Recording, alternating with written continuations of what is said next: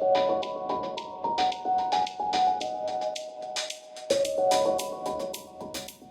right, hey, welcome back to the Next Level Podcast.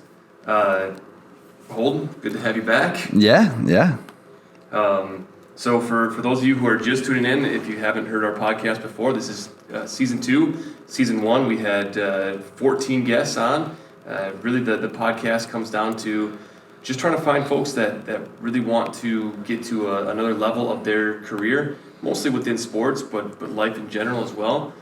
We had some great guests in Season 1, and we're looking forward to having some of them back with us again here in Season 2, trying to take on maybe a little bit different format, maybe just a little bit more of a free-flowing conversation to some of these episodes, I guess. And with that, I mean, we're just going to kind of talk about what we've got in store. Yeah, I think we had a great Season 1. It was really fun to have everyone on. We kind of started in the weird time where the pandemic started, and we're kind of stuck at home. Yeah, we really timed that well, didn't we? Yeah, it was actually funny. I think I came back from Mexico, and then we all met in the parking lot at MWC here, and we should start this. And it was like, okay. So I think we did 1 or 2 episodes in person, and then it was mostly on Zoom and Google Meet. But it was great. I think we met a lot of good people, and it was a lot of fun. I think we all enjoyed it. So. Yeah, I think one of the silver linings of starting things around the pandemic was, when we first started, I was really hoping to meet everybody in person. I think there's just a better dynamic to the conversation when everybody's in the same room, but I think that would have limited us to who we were able to get on. When you think about some of the guests that we got on, Dan Warnke was out in Philadelphia still, and still is, working with the Flyers there. Abdi was down in Milwaukee. We chatted with Aaron Holbein, who was down in Madison at the time. Eric Watson was up in Canada. Veed was over. He was back home in Europe. Yep. And so those conversations would have never happened if we really stuck to in person. So maybe there's a silver line that we were able to get more folks on and kind of broaden our horizon a little bit. No, I definitely agree. I think it was fun to have all the guests on, especially Veed and Wadi here. I think it was kind of spent my first year at UWS here with them, and so it was fun to talk to them again, especially how they're going. Veed's going pro here. Wadi's hoping to too. I mean, I've seen he's been training a ton in home, so it's been fun to see. Yeah, if any of you folks follow Eric Watson on any social media, you've seen some of his training videos in his living room. I'm sure his mother Laura is real stoked about that. Laura, if you're tuning in, let us know how many pieces of furniture Wadi's broken, and I'm sure he's got a way to pay back the debt there. But and then obviously Veed is doing some pretty cool things over in Switzerland. He's with the Star Wings team based out of Basel, and it sounds like he's getting some good minutes and even starting games and having a really kind of next stage of his career now. And a big thing for him, it sounds like, I'm kind of knocking on the table here, sounds like he's staying healthy, so Veed, please remain healthy here.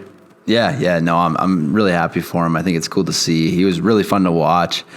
He's kind of dominant out there, at least at UW Superior, so I'm sure he's doing the same thing over there. Yeah. And then a couple other athletes that we had on are off to some pretty cool things too. Obviously, John Schuster, Olympic gold medalist in curling. His team is back together. They're starting to train and get ready for. They've got Worlds coming up in Canada in just about a month, I think. And so that's a pretty cool undertaking, obviously, and something that he's very accustomed to. I guess without even bringing him on again, I don't remember how many. World championships he's been a part of, and all the way back into some of I think the youth days, like the under 21 stuff as well. So, like a month away from that. Obviously, all of this is contingent on things going well, with the continuing situation worldwide. But we're pulling for him to showcase. Yeah, I think. I had a great opportunity to shoot their practice one time. I think, or actually twice. I think it was during October. So that was a lot of fun to kind of see how they worked. I didn't understand a word they were saying when they threw the thing down the ice. I could not tell you what they're saying, but they were focused and they were ready to go. Yeah. It was fun to watch. We talked about that on the podcast a little bit, about the just kind of the language and the way that they speak to each other and how he was saying that he really doesn't care anything for small talk. It needs to be directions, it needs to be concise, and it needs to be informative, and that's all he's really looking for. Yeah, it was weird because they would say a few words, but they know exactly what they were saying, and then they'd go to from joking, waiting for the next guy to go, and they'd just be joking and laughing, and I'm like, I don't know how you do that, but that's impressive. So it was really fun to watch. To be able to switch on that focus. Yeah. Like that, and I think this is something we kind of repeatedly talked about with different guests, was just that ability.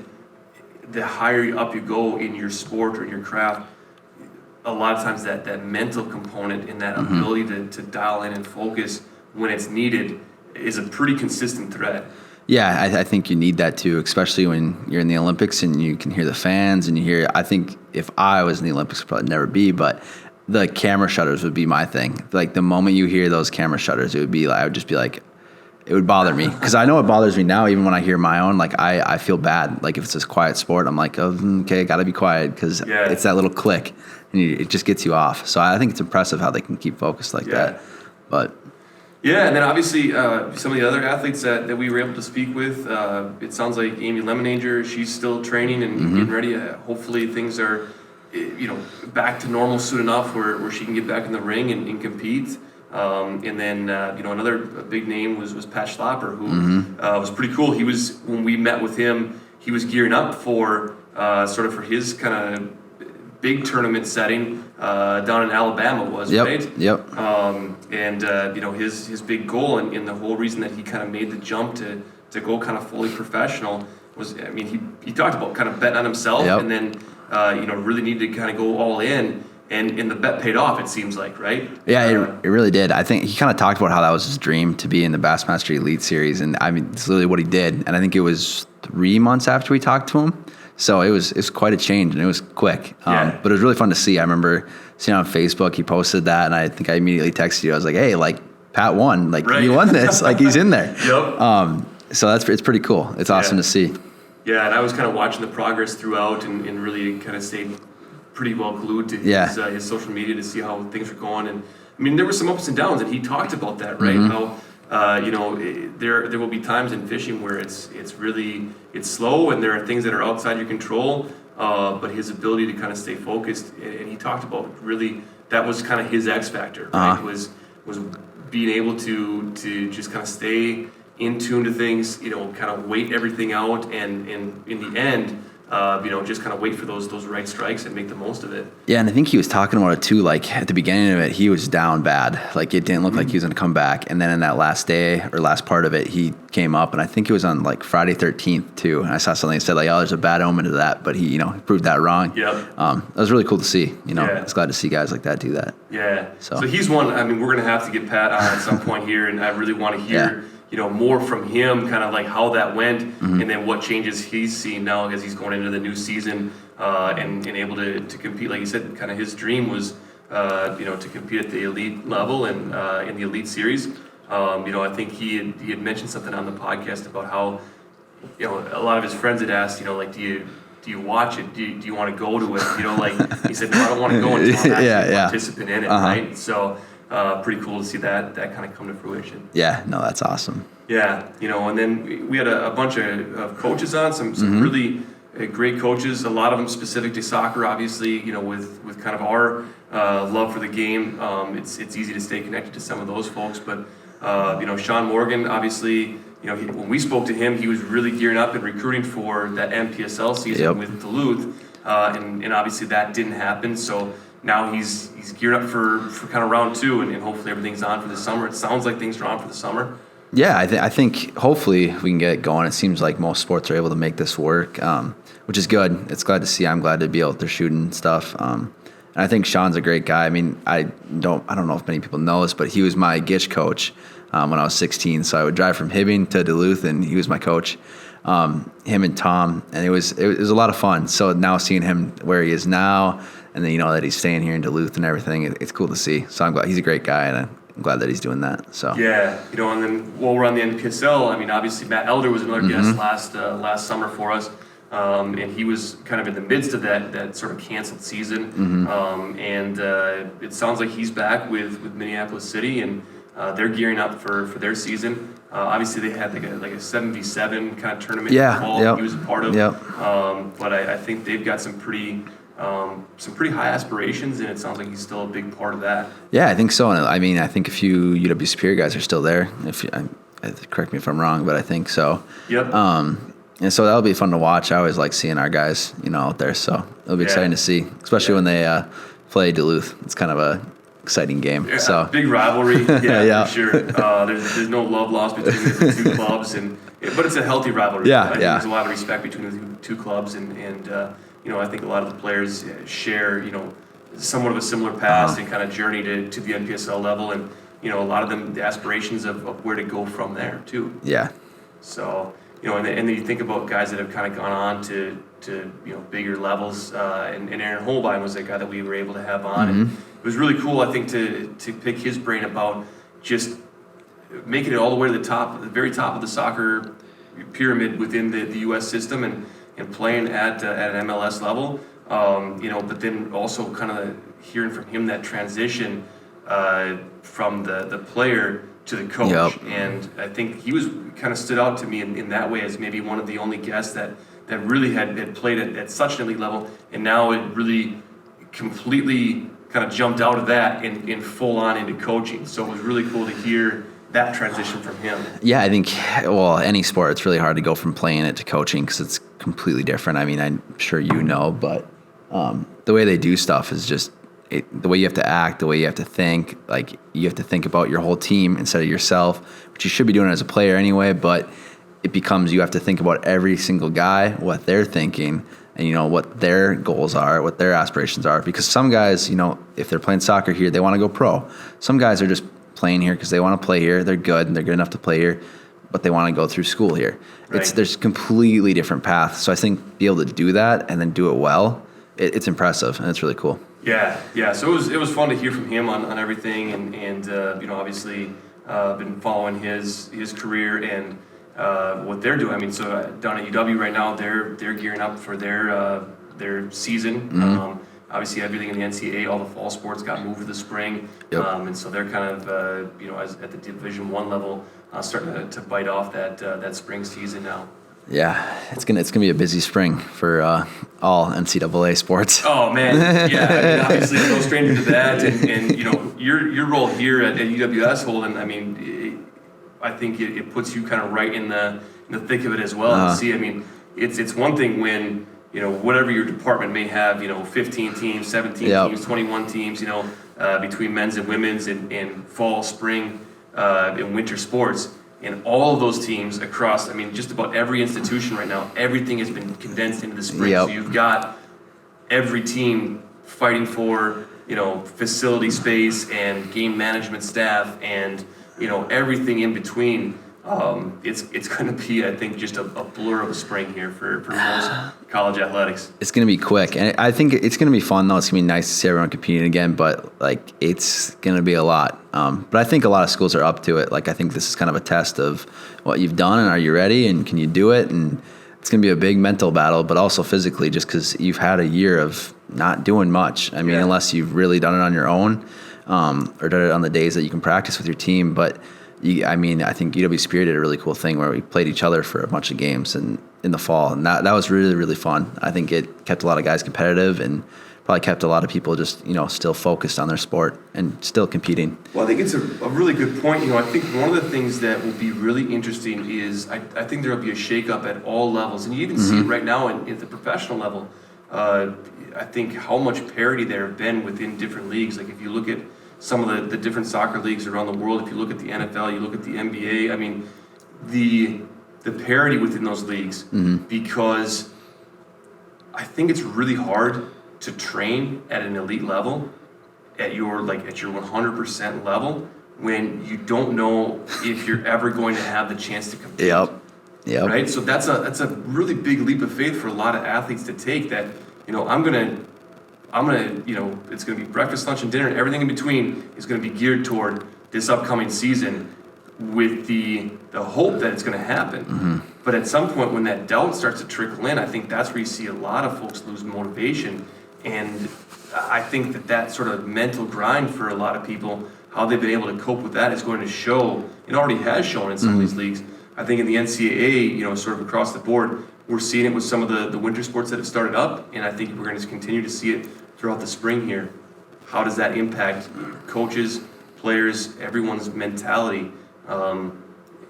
I also think that everything that is everything you know now about what your season may look like, within a week is going to change. And that's really hard at a point to sort of drown out all that noise and just stay locked into what's coming ahead in the future, what you hope is coming ahead in the future. And if it doesn't go that way, then you got to switch everything on a dime, and it's tough. And I think it's going to make everyone stronger and better, I hope, which it should. It seems like it has been. But yeah, I think it's interesting how it's all changing. It's been Well, and in some ways, I think that you know, sort of that leap of faith is there always for athletes. You know, you don't know what's going to happen. You don't know if a team is going to pick you up, you know, at the professional level, or you know, high school kids that are looking toward the college level. You know, you may have the school of your dreams picked out, but do you have a roster spot? And that's not a decision you get to make, right? Yeah. So there is a leap of faith there. Injuries come up. I mean, that's a big one. We talked to Veed. He talked a lot about injuries. When we talked to Dan Warnke, he talked about some of the injuries that his players have had to go through, and you know, kind of keeping on a mental, sort of a good mental plane there. Obviously, talking to Zach Harworth was a really cool deal too. Someone that's in the sports psych world.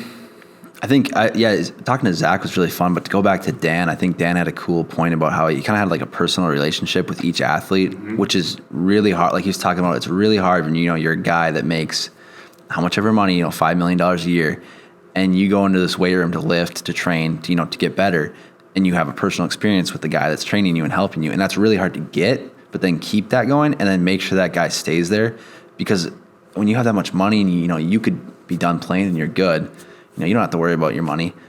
It's really hard to be motivated to keep doing it unless you absolutely love it, or you have a relationship with the team, you know, the trainers, the staff, everybody. So I think he had a really cool point about that, and Zach really doubled down on that. It was fun to talk to. Yeah, Zach. I mean, we got so much out of that conversation, breaking it. And I think we could have kept going. I mean, we could have doubled that even, you know. And obviously, he's got some pretty cool things going on now. He started his doctorate down at St. Thomas, and you know, I still get a chance to meet with Zach on a fairly regular basis, and you know, just kind of pick his brain and bounce things off of him. And he's been great to work with in that regard. But you know, some of the stuff that he was talking about really, I think, applies to athletes at kind of any level, whether that be youth or rec or, you know, competitive, all the way up through college and into the professional level as well. Yeah, no, I agree, and I think that's why he does it, and I think he loves it. I mean, the way he was talking about it, like, you can't not love it. Like, the way that he just explained everything, the way he would talk about every little detail about, you know, how someone thinks about this and why it makes sense or why it doesn't, and why you need to change that or why you need to affect that, or like what that affects. But no, I think he did a really good job, and I think it was an awesome episode. I mean, yeah, it was long. We talked for, I think, like almost 3 hours, or maybe I couldn't even keep track of time. Like, I think I thought it was maybe like an hour and a half, and then we're done. I think we started at noon. We're done at 3:30 or 4, and I was like, all right, that was long, but you know, it was a great episode though. I really enjoyed that one too. Yeah, one of the cool things I think about when we talked to Zach was, and I think you would find this from a lot of people in the sports psych world, it's like so many of the things that we kind of take for granted, or we just think athletes or coaches or whoever they either have this or they don't. They're either confident or they're not, right? They're either able to get through adversity or they're not. You know, they either they're either a good teammate or they're not. They're either, you know, able to accept criticism or they're not. Like, all those things that, you know, we sort of think of when we think of, you know, kind of what makes up somebody's character, or what makes up somebody's just kind of the way that they behave, the way they act.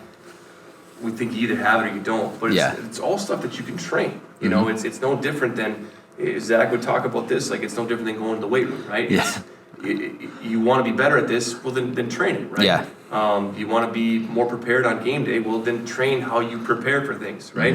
You know, you want to be more present and focused, well, you know, when you're in competition, well, what do you do to be more present and focused when you go into every practice, when you go into, you know, your weight room session, when you go into, you know, even just stuff as little as like nutrition. I mean, when you go to eat, are you present and focused there, and is that all tied in? And again, it's all stuff that you can train. Yeah, I really like that. I think because like especially when you're talking to Dan, he kept bringing it back because he's on the physical side, but he kept bringing it back to that mental note, like where there's a relationship with the lifting, with the people, and then Zach just doubled down on that and kept saying, you got to do this. Every little thing matters, for the big picture.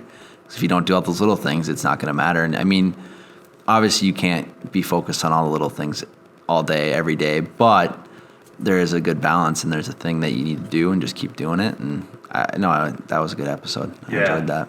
Well, you mentioned the word relationship a couple times, and I think, you mentioned like how Dan hit on that, how Zach hit on that. Some of the other folks that I think really it was evident in the way that they coached. One was Allison DeGroat, our women's soccer coach at UW Superior. Relationships was such a big part of her philosophy and the way that she coaches.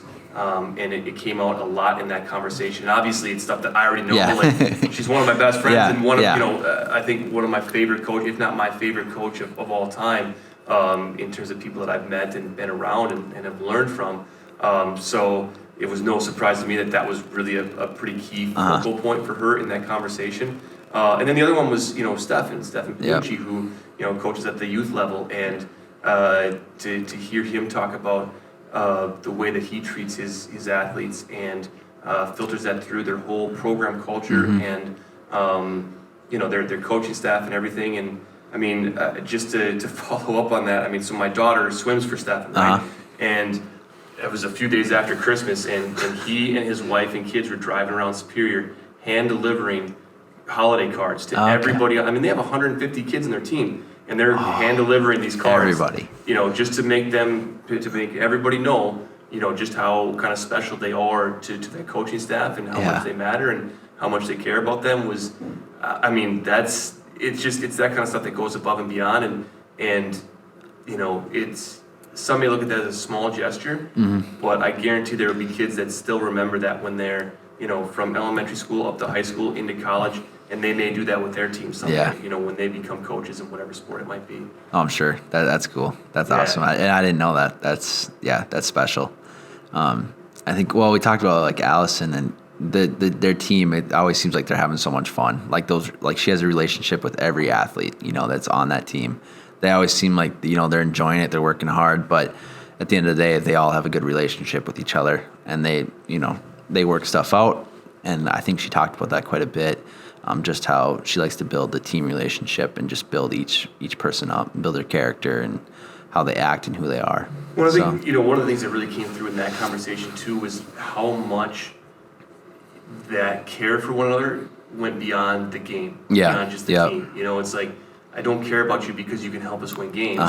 And it's not that, I do appreciate that about you. Like, I want to win, right? Yeah. But I care about you irregardless of that. And we'll care about you long after we're done playing on this team. And that's where that culture really transcends from sort of a team environment to a program environment, and kind of always feeling a part of it. And some of the lessons and the things that you get out of it that, really I think are kind of at the heart of why we enjoy sports so much is, all the things that make you a great teammate and make you a great athlete also can translate very well and very closely into things that make you just a great human being. Yeah. Right? No, I agree. I think sports are there to build you up as a person, and I think that's the reason we have coaches, and they're the people that build you up, make you who you are and help you grow. I think there's a ton of other ways to grow as a person and become a great person. I don't think you need to play sports to be a great person, but you can see it when there's athletes that, they're good people, and it's because they were taught their whole life, how to do this. This is how you do, and they just knew that hard work and just respect people and be good people. And I think it's really evident in a lot of guests that we have. I mean, almost all of them actually. Just you can tell that, you can see that, just how they act, what they say, and they all have that constant theme of like, we're good people and we do these good things, and it's came through sports. Yeah. And I think that's why we wanted to start this podcast, was just see what people are doing at the next level and how they're next level people, next level athletes, just next level mindset, just everything. Yeah. So. Yeah, well, you talk about sort of that kind of what you gain from sports and how that goes on to make you hopefully a better person. Yeah. And it's not a given, right? Like there has to be an intentionality in the way that you're coached then, and also in the way that you as an individual sort of translate that into your personal life, right? And that was, somebody that I think just really defines like that discipline, but also that care. And you heard it in the way that he spoke was Greg Holker, right? Oh yeah. The men's soccer coach, and again, Greg was a mentor for me, and when I first got on the coaching scene, he didn't know who I was, and I don't know that he meant to mentor me the way he did, right? Yeah. And I looked at him as like, okay, that guy is all business, and I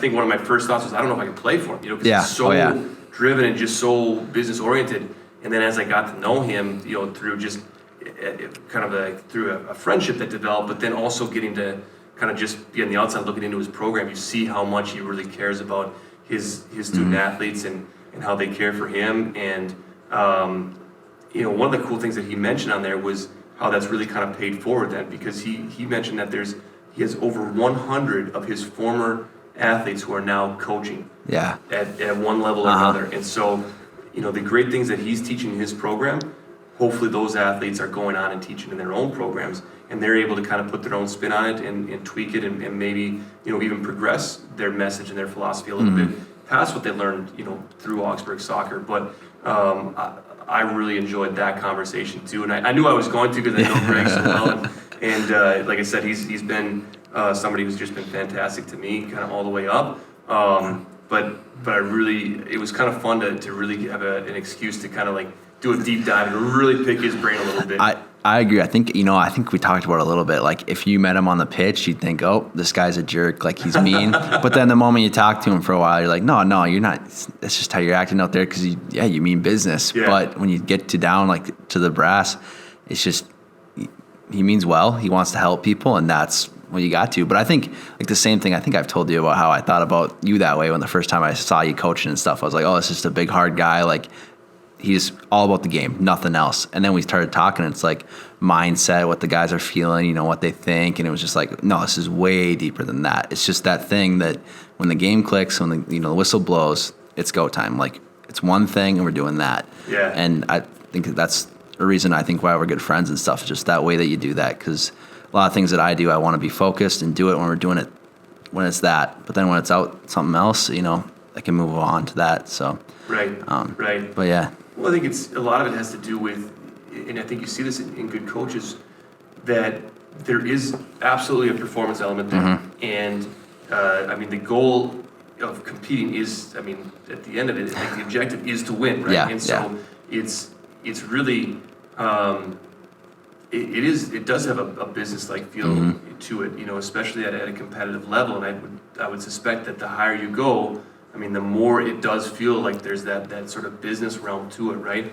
But I think that what I've discovered, and I think that a lot of folks who I kind of look up to in the coaching world, what I see from them and what I really think I kind of sort of cling on to in them is when I see the way that they get the best performance is out of showing the most care to their student athletes and modeling that care so that their student athletes or just athletes care about each other, right? And when you can do that, and that's sort of how you hang your hat on performance, how you get the most out of people. Because there's different ways to motivate, there's different ways to get the most out of somebody, but when you can do that through truly showing that you care about them, I think, to me, that's sort of like the elite level of coaching, or elite level of kind of sport. Yeah, no, I agree. It's awesome. Yeah. And one of the, I think, really cool conversations that we had, just throughout the entire, last spring and summer was Avi, when we met with Avi. And that was a cool one for me because, the conversation really, it had a lot of different components to it. And, he's a guy that isn't really currently in the sports world, but he's somebody that I got to know through the sports world. And, as I said on that, when I thought about just next level people and people that really, they added a lot of value to every, to each team that they were a part of. But then also kind of glean that value and I think it helped them kind of in their, just in their personal lives. Like, he's a guy that just, if you're trying, if you want the picture of somebody to try to be, that's the guy to try to be, in terms of family, in terms of professional, in terms of, just hard work, but knowing how to have fun, and just somebody that, you know, kind of has this presence about him that just, when people are around him, they're just happier. They're just better versions of themselves. Like, he just has a very innate way of doing that. And I think I got that out of the conversation. I hope people that listened in kind of got that as well. I'm sure people did, because that's what I got. And most of that episode, I just listened, because I think that was kind of our goal, was just to listen. I think there's a lot of distrust in society at that point, and just kind of anger. It's kind of in the middle. It was kind of in the middle of the summer. It was just the middle where a lot of tensions were high with everything. So it was really good to have that conversation with him. And I think he had a really great story. And especially with the connection with you, I think it was fun to hear. Especially when you guys started talking about, like what you guys thought of each other during the, when you guys were playing together. And, you didn't maybe know that then, but now you know it now, because you talked and discussed it. And it was cool. That was a fun episode. Yeah, absolutely. Like, that was one that I kind of look back to as, with a lot of fondness. Yeah. I mean, it was just a really enjoyable, I think, listen. Mm-hmm. So, I agree. Yeah, I mean, really, that's, as we kind of go through everybody, I mean, I think we've kind of touched on just about everybody that we had a chance to interview over, the spring and summer. And, I think that the structure, a lot of it, I think it was good. And I think we may keep some of that structure as we go forward into season 2 here. But I also think that there's room for us to kind of experiment and maybe change the structure a little bit. We were talking, Holden, kind of in a meeting about how we were going to tackle season 2, about maybe trying to have a little bit more of a conversation and not so much an interview. And I'll be interested to hear, maybe through social media or however, folks that are listening in, kind of maybe that they have thoughts on this, what they would like to see. So one of our thoughts is, to kind of continue on with the same path that we've been on, and bringing different guests on, and hopefully we've got guests from all different areas. I think a lot of it will still center around sports, but I think there will be sort of there's room for an interview component to it.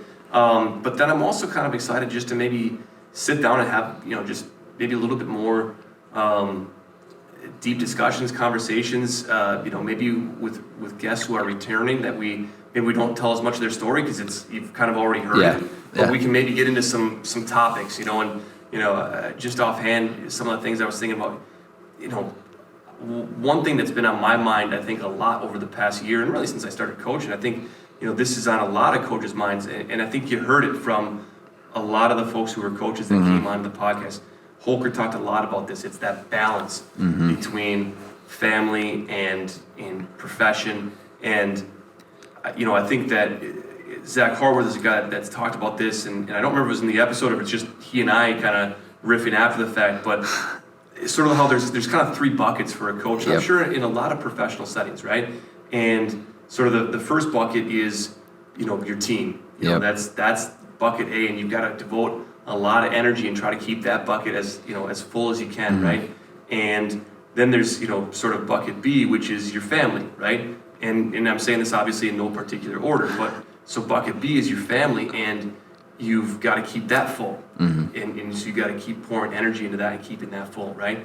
But then there's that third bucket, and the third bucket, or bucket C, would be yourself, right? And the amount of energy that it takes to kind of keep that bucket full. And I think that where a lot of us feel like if there's going to be a sort of a lack of energy, a lack of output, I think a lot of us look at it and say, okay, we're going to drain bucket C, that self bucket, to make sure that the team bucket and the family bucket stay full, right? And I think that what I'm learning here, and I'm sure coaches that have been doing this for a while would say, yep, this is something I've known for a long time, but man, it's I'm still trying to learn it. If you really let that third bucket drain, you don't have the same kind of energy to fill those 2 buckets. And so in some ways, I think a lot of us look at it as maybe it's kind of selfless, to say like, hey, I don't need to really pay much attention to myself. I'm going to make sure that my team is good and my family is good. But if you're not doing that self-care and you're not taking care of yourself, then it's almost impossible to have the energy and sort of the presence and the sort of the state of mind to really do your best with those first 2 buckets. And so, I mean, just as an example, I think that's going to be a topic for me that, I want to get folks on here, and I want to really do a deep dive into that. How do they make sure those 3 buckets stay full? Which ones do they see draining the fastest? and what do they do to kind of, to recognize it, A, and then kind of to B, to plug the hole and let that bucket fill back up again, right? So that's one that I look forward to. And I think there's a lot of topics, in the coaching world, in the sports world, in the world of high performance, whether that be, again, athletics or something else. I want to get folks on here. I want to talk about that. And I think there's some other topics that we can dive into as well. Yeah, no, I think we have plenty of stuff to do. I think this will be exciting. I'm excited to start and get back into it. We obviously had a busy fall, and that's why we slowed down a bit here, but we're super excited to get back. So. Yeah, that next level bucket was like that fourth bucket, Yeah. right? So, Yeah. I think, really, I think we did the right thing and kind of, use that as kind of a natural stopping point to put a cap on. Again, I think we had a really great first season, and I don't think we set out to say we're going to have, 14 guests or we're going to have so many episodes or whatever, but I think there was a really good kind of natural stop there. And now, obviously, it's going to be interesting to see how we can, kind of balance and keep things going forward, because I'll be in season, obviously everything that you're doing in your senior year of school and, with your business, and then obviously with everything you're doing for the school here, it's going to keep you busy. Yeah, no, it'll be busy, but it's good. I'd rather be busy than not doing anything, so. Right. Yeah. Right. Yeah, and then obviously we'll be gearing up for the fall here, or for the fall. The fall season that's taking place in spring, right? And then, we've got edition number 3 coming in about a month here. So Rach and I are expecting another little girl. So that will keep me busy. So, I think that topic of like work-life balance will be one that we revisit a lot here. A few times. In the coming months for sure. Yeah. So what about you, Holden? I mean, are there any topics that you want to take on? Actually, the balance thing for me, I think that's a huge thing in any career.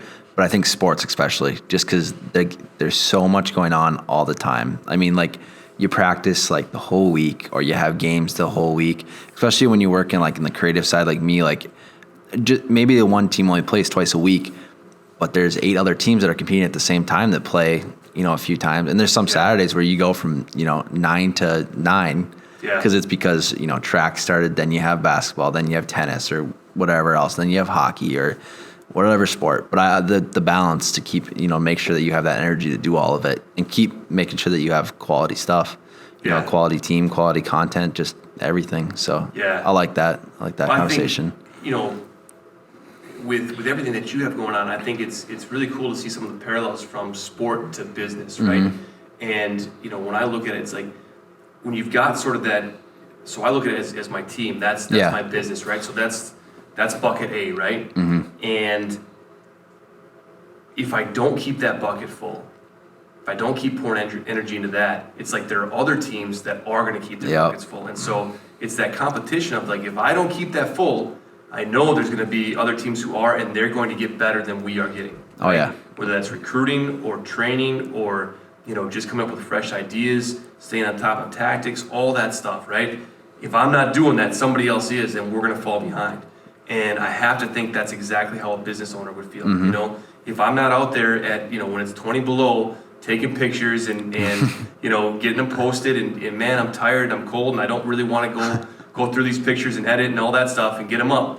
But if I don't, somebody else is going to. And at what point do I become irrelevant, right? Uh-huh. And you think about any kind, if your business is a restaurant, right? Like if I'm not doing everything to keep that thing, the spot in town to go to and really drive customers my way, somebody else is going to do that, right? And so it becomes very easy, I think, to be hyper-focused on that first bucket without remembering that if if family is something that's important to you, or whatever your second bucket is, and then that third bucket is the self, right?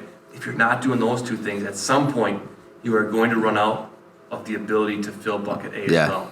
So there's got to be a way to balance it. Yeah, no, I think that'll be a good conversation. I think I already see you're passionate about it, and I'm excited to hear about it. So that'll be a good one. Yeah, but I think we just had it. I think we just had that conversation. I think we'll have it we asked a few more times. I don't know if I got any of the answers. So I think that's going to be sort of a priority, is finding folks that maybe have answers or can just share. I think the answer is probably different for everyone, right? But maybe to share kind of what's worked for them. And again, I think there's a couple parts to it. It's kind of recognizing it, that hey, this bucket's getting low, and then B, sort of having the presence of mind to say, I know I can I know I can plug it, I know I can fill this back up, and I know I need to, and then being intentional with the way that you do that, without, kind of letting one of the other buckets really drop down then at that point. Yeah, no, I agree, and I think in the coming months you're gonna really know what buckets need to be filled up, and you're gonna be busy. I mean, I will too, but you're gonna be very busy. To keep the sports analogy alive, I think a lot of people have described it as, you go from having 2 kids as a family of 4, and you're playing sort of man-to-man defense, and now we got to switch to zone, because we're gonna be outnumbered. So.